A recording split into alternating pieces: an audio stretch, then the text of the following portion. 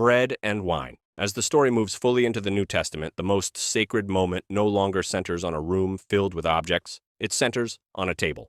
On the night before his crucifixion, Jesus Christ does something quietly radical. He takes two of the most ordinary elements imaginable, bread and wine, and gives them weight that no altar ever carried. The Gospels tell us that Jesus took bread, gave thanks, broke it, and said, "This is my body, given for you." Luke 22:19. Then he took the cup and said, "This cup is the new covenant in my blood, which is poured out for you." Luke 22:20. That word, new, matters, but not in the way many assume.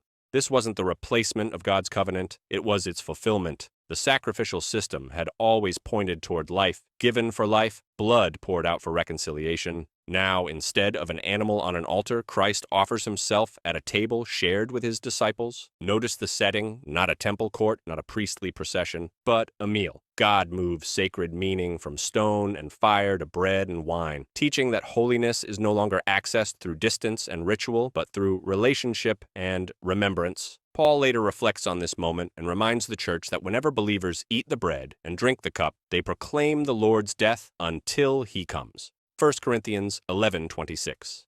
The act becomes both memorial and participation, not repeating sacrifice, but living in its reality. This shift is profound. The altar gives way to the table, sacrifice gives way to self-giving love, distance gives way to invitation, and yet the sacred is not diminished, it is deepened. Bread remains bread, wine remains wine. But God meets his people in the ordinary, teaching that the most eternal truths are often carried by the simplest means. Sacredness is no longer confined to specialized objects. It is woven into shared life, obedience, and remembrance.